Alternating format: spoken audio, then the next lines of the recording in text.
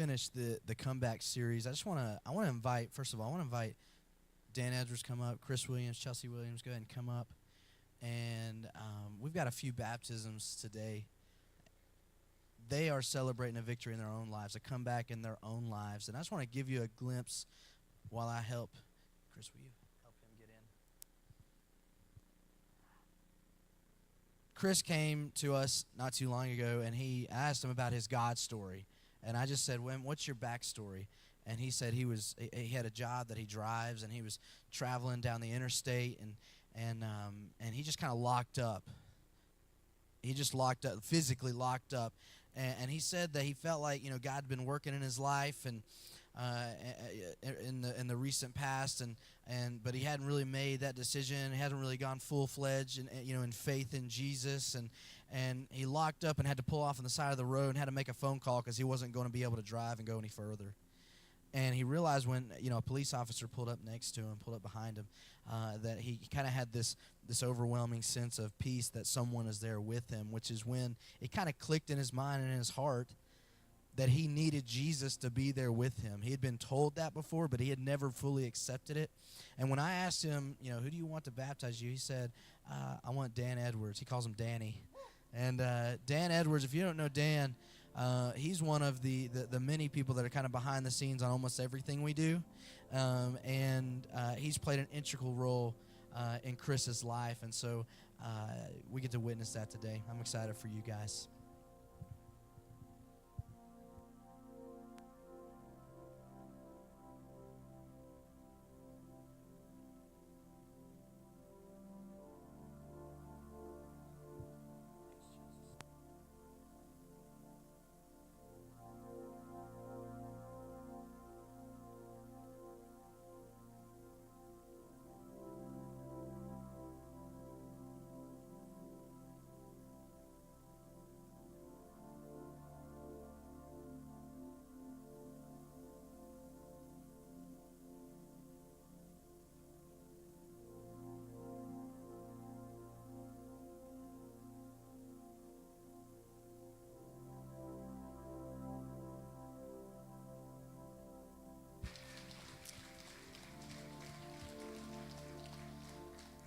Also, when Chris came and spoke with us, I love this. I'm a dad of 3 daughters, but he said, I'm not just interested in getting baptized, but Chelsea, which has been involved in our clubhouse ministry, also wants to get baptized, his daughter, and also wants Dan to baptize her. So I'm excited. I love it when families take this step together.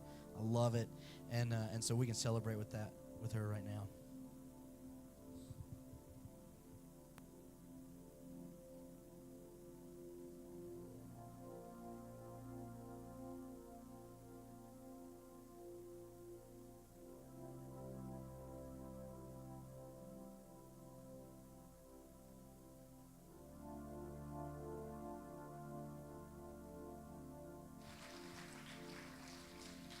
Man, that's awesome. That's awesome. I know it's cold. Drive before you get out in the cafe. It'll get slippery out there. It's cool to see, I'm going to fall, to see so many comeback stories within our church. And if you've been following this series for any length of time, you can catch it online if you want to, but if you've been following this series for any length of time, you know that story after story after story, God has brought someone, or maybe a little small compartment of their life from death to life. And he has the ability to do that to you too. In fact, a lot of those stories, we changed it up out in the cafe. You can go in the cafe and you can read those stories that are they're on the cafe walls with a picture of the person that had a comeback. And what keeps playing in my mind, I thought about what I was going to say this morning. I wonder about all the comeback stories that have yet to been told.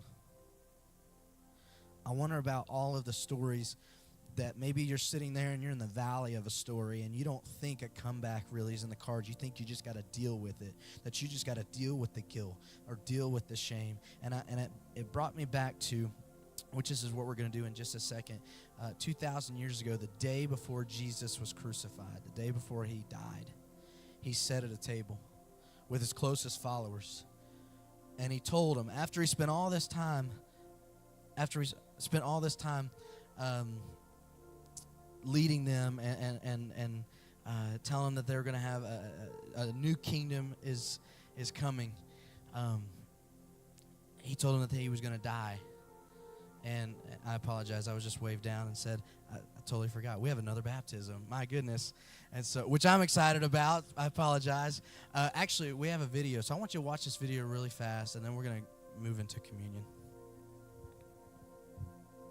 I would say probably from 8th grade all the way through high school, I was really involved in church. I went to church every Sunday, started a youth group, on Wednesdays, and then as I got older and started college, I got a job that I worked every Sunday, so I wasn't able to go to church as much.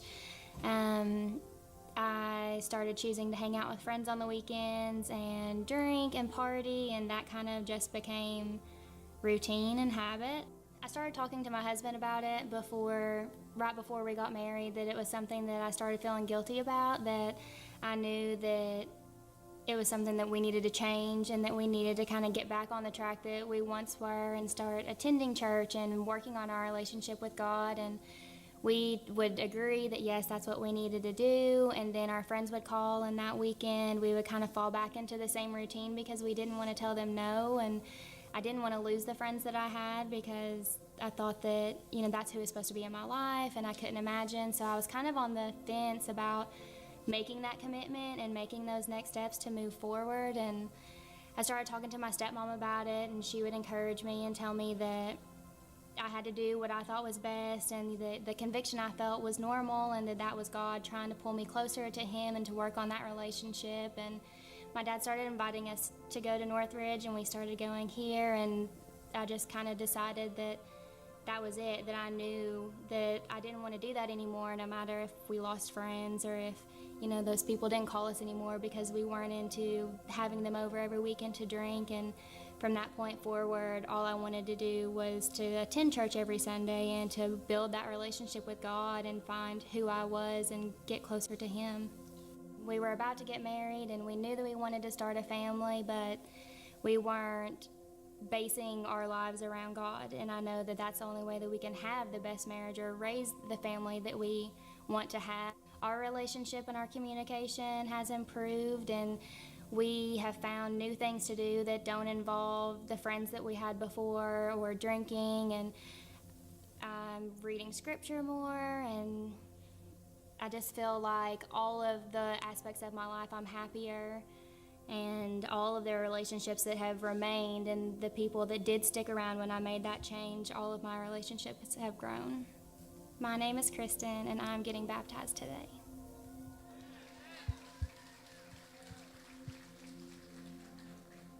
I'm glad we didn't totally forget that story, because that really is an awesome story. I got to read. We have an interview sheet when people get baptized, and she filled up. I could tell she was a writer. She filled up the whole back of it with small handwriting, and I got to read this story, a longer story than what you just heard, and so it's just really neat how God brings those stories about. And I said, "Who do you want to baptize you?" She said, "I want my stepmom, Christy. She's been in my life. She's been helping me. She's been leading me." And so we'll go ahead and celebrate that now with them.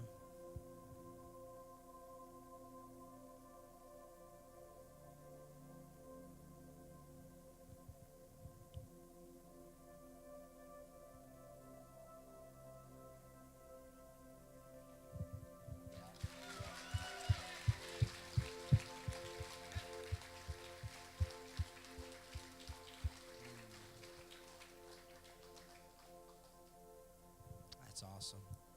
That's awesome. So many comeback stories. I can't help but think, again, thousands of years ago, they were sitting around a table before Jesus